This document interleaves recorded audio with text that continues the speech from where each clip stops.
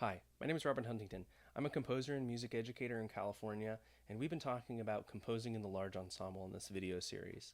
In the first one, if you didn't catch it, we were talking about composing with chords, which is the backbone of this method. If you haven't watched the chords video, please go back and watch it because you'll need to know what we covered in that video before beginning this one. Let's just go over a few things before we get going to kind of review. We are going off of this outline here, which is a flowchart that I made for composing with this method. You start with chords, and once you get two boxes in on chords, then you can choose to either continue down chords if your students are wanting to learn more about chords, they're really interested, or they want to start getting into writing melodies, you can move down into melody. Chords and melody writing, they're a very similar process, but sort of start from a different place. And then eventually, after you do the first one in melody writing, you get to choose again if you want to continue down melody or go down into orchestration, and then you can continue down on that into large ensemble orchestration. To do this, what we're going to do today, you need to start with at least 2 lines of blank staff paper and an agreed chord progression. And so what I use to do that are my scale exercises here. We get practice playing in the key, practice notating and filling measures with the correct amount of rhythm, fingering chart on the back, and then you can see down there number 6, composing. There's a chord progression provided, and that's the most important thing. Everybody has to agree on the harmonic structure of what we're going to be composing for the day in order to make it work and playable all together 2D, but with individual compositions. So let's dive into it. We already have our chords from last video on here. So grab a blank sheet music and a pencil, write in these chords, and we're going to get going. On our second line, we're going to begin writing our melody. And this is just one way to do it. Lots of other ways to do it, but this is one way that I found works for large ensemble. So we just did what is a chord. We did write a chord progression, and we're assuming that we're just moving straight down now to write a melody. And so the first step is write a melody using only chord tones. Don't use any non-chord tones. So we're going to go in here. We have all the chord tones spelled out, at least in the root position in 1 octave on here. You could, at this point, if you wanted to, maybe you went all the way down chords, and we're spending a lot of time talking about chords. Talk about how chords exist in multiple octaves. Every B is a part of the B minor chord. Every D is the 3rd, and every F sharp is the 5th, right? You could talk about that, or you could just leave it like this. I'm going to just leave it like this and assume we didn't talk a whole bunch about chords. So I'm going to write a whole note on whatever chord tone I want, and then I'm going to write another whole note. Let's go all the way up to D. And then another whole note over here. I'm going to assume that we talked about, well, no, we're not assuming that. I'm going to do D again, and then I'm going to go down to C sharp, and then I'm going to go down to maybe A. So my melody has this big rough shape. We don't really need to worry too much about melody shaping yet because that's going to come later in the flow chart, but you as the musician can think, okay, yeah, my melody is going to go up and down. That's a satisfying and pretty simple shape when you're demonstrating this for your students. Everything should be I do, we do, you do for this. So do some composing for them in front of them. Write something that you think is probably going to sound good using your knowledge as a musician, and then involve them in it and have them provide some feedback. So on here, the rhythms that we're allowed to use, we have half notes as an option at this point. In your 3rd lesson, regardless of the direction that you go, you can start using half notes. It's really important that you keep your rhythms very immediately sight readable by all of the musicians in the ensemble that you're doing this with, so that everything that's on the page is played accurately. Confidence is really, really important for this. So we're going to make all these half notes. We're just going to stick a stem on our whole note. And then we're going to pick another chord tone that is maybe somewhere in between. Doesn't necessarily have to be, but I'm going to choose A because that's in between. Choose another chord tone here. Maybe I do B here. I can actually do B again. And so we get this nice repetition going on here. And then I can choose A, and then it's A here at the end. Let's do something different just so it's not the same note again. There's nothing wrong with that. Simplicity is beauty, but I just want to do something a little different. So I'm going to move this down so we can hear what our melody is that we wrote a little bit easier. And let's hear it.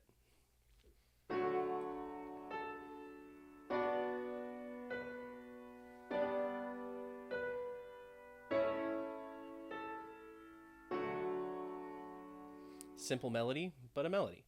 So that can be day 1. You have all your students create a melody using only chord tones. And since they're all only chord tones, everything in measure 1 will be 1 chord notes. So it'll still sound like a 1 chord, but every student is getting to play their melody that they wrote, and it'll all be a little tiny bit different. There's not a ton of variation you can get with just the 3 chords, especially if they're only writing the ones that exist in the octave that they wrote their triad, but it's theirs. And so the next chord, 6, only 4 chord, only 5 chord notes, and it'll still work, and they'll still get to play and hear their melody that they wrote. So that is day 1 of writing a melody. Day 2, or lesson 2, is melody with non-chord tones. So if you remember back in voice leading 1, which is right above it, it's kind of it's a very similar process. So we're going to be adding non-chord tones to our melody. So chord tones and non-chord tones. So we can change some of these. Let's move this back up for reference. So we can do non-chord tones in between these two, or above and around.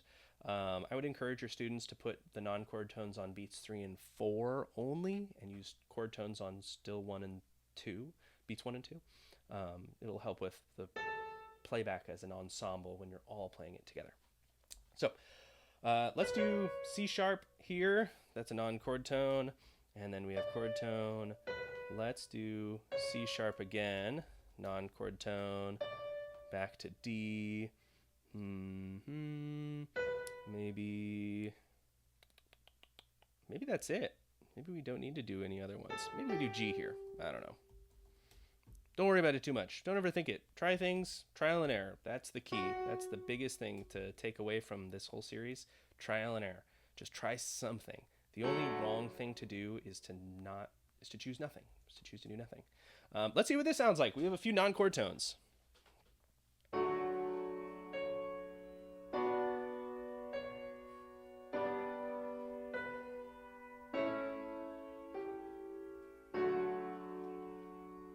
Nice. So a little bit more character to the melody. It's not so bland, I guess. You know, we've added a little bit of seasoning onto this now, but not a ton. There's obviously more we can do. So now that's maybe the end of composing day 2 of melody. Everybody plays it, their own melody. It's still resolving to chord tones. So we have tension resolution, and it'll work. It won't be perfect, and that's okay.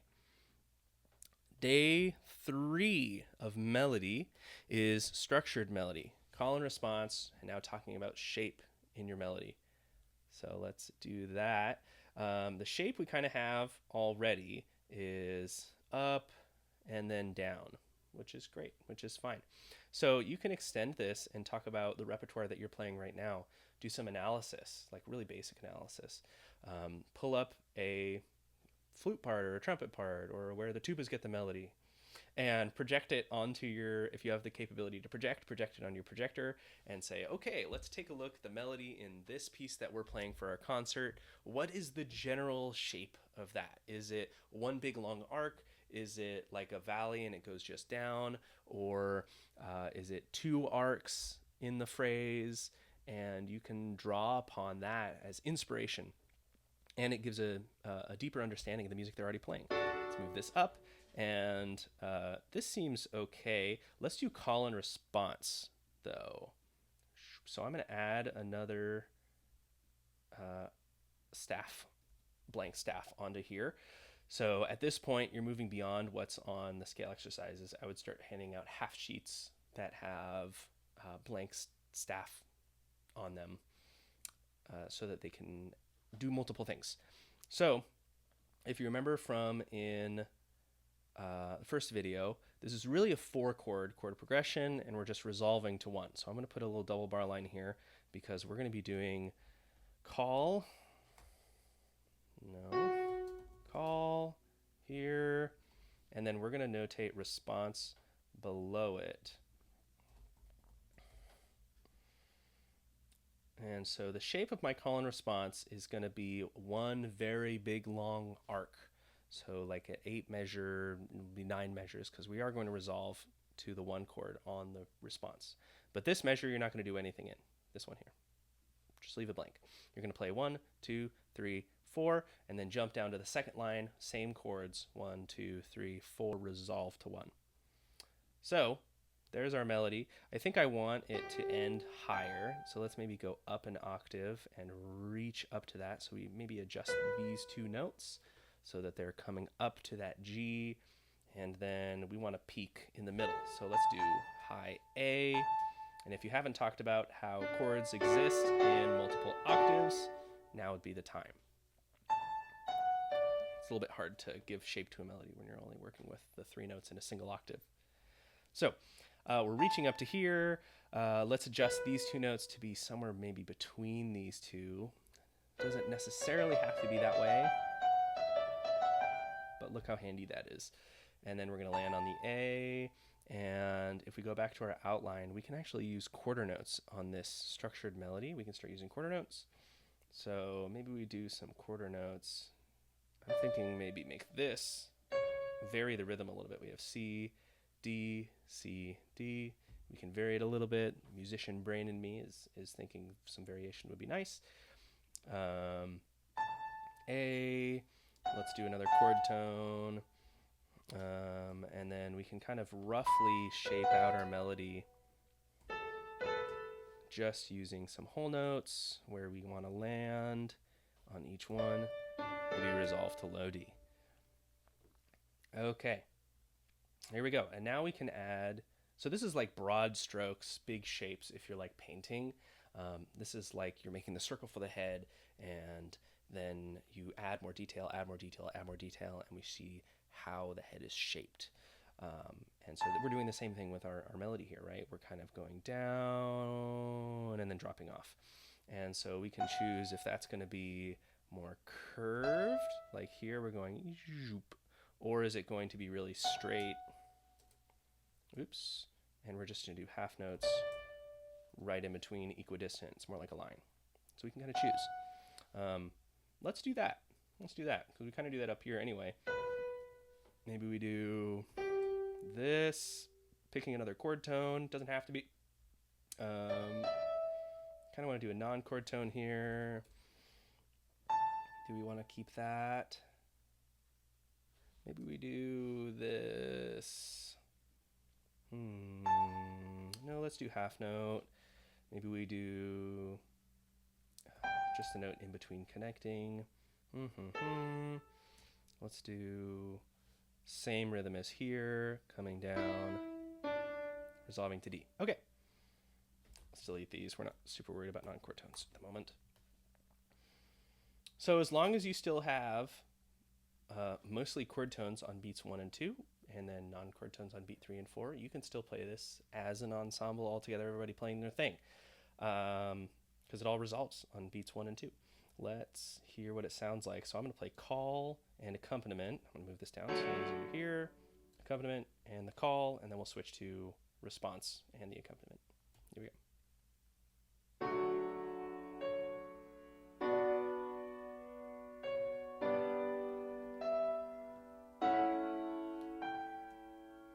That's actually a non-chord tone right there, isn't it? And then the response.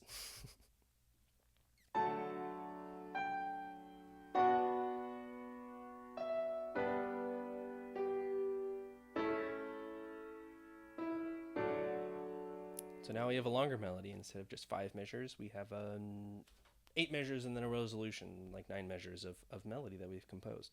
And so that can turn into a chunk of a piece later. This guy,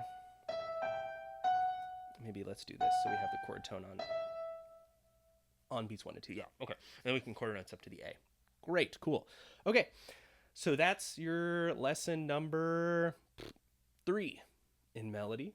That's structured melody. Last one in melody is counter melody. Compose 2 contrasting melodies that can be played at the same time.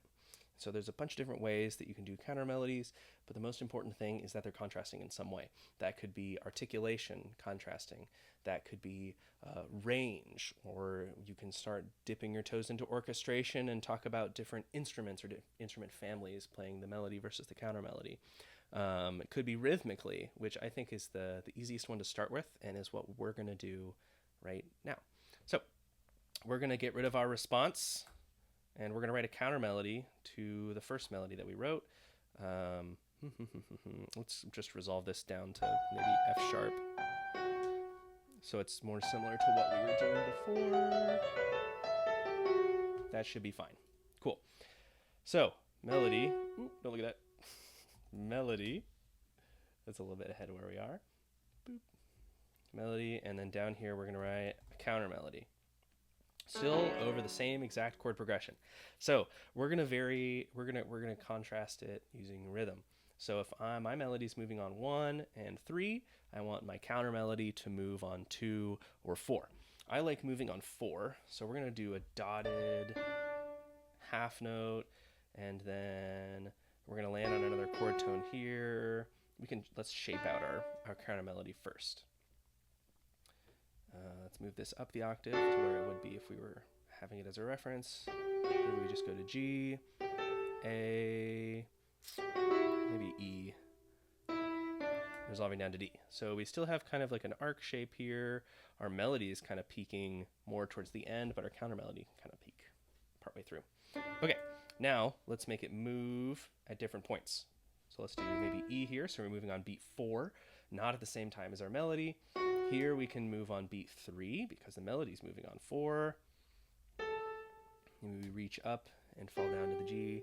My musician brain is thinking, cool, we have contrary motion going into this measure. This one's going up and this one's going down. You don't need to tell your students that, but when you're composing it, you can be thinking that. Here we need another move on 2 or 4. So we're going to move on 4 just because that's what I like to do. Here we could move on 2, or we could just let the melody breathe a little bit. Let's try it like this. Maybe we'll end up changing something. I don't know. Here's melody with the counter melody and accompaniment.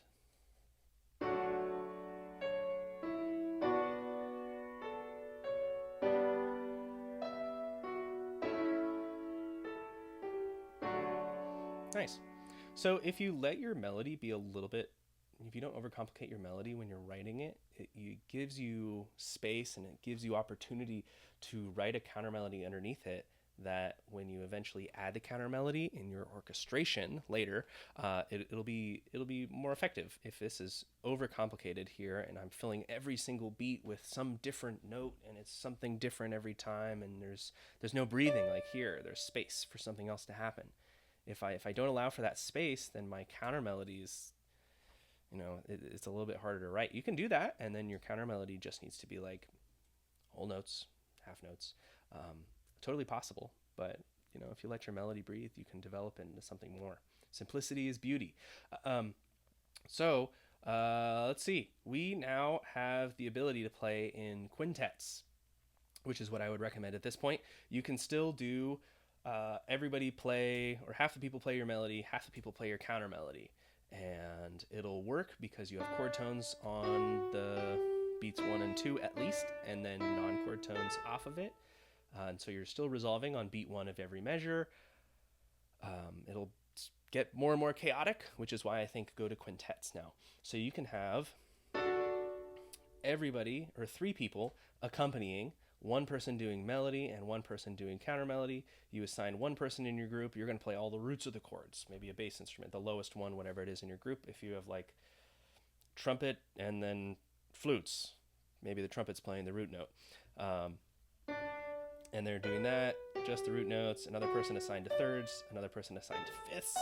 It's going to be a little bit hard, but since everybody notated out their chords in their key, then you can go and accompany your friend when they play their melody, and you can accompany them on your instrument in your key, and you don't have to worry about transposing anything then.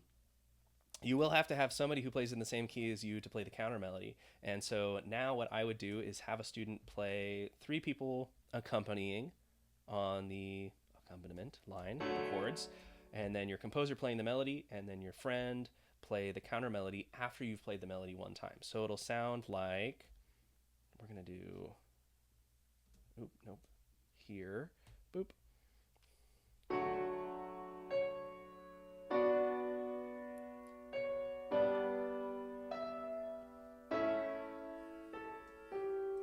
And then melody with the counter melody and the accompaniment.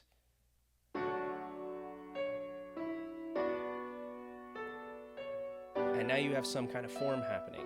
You have something and then a variation on that thing. It's the same melody, but with the counter melody underneath it.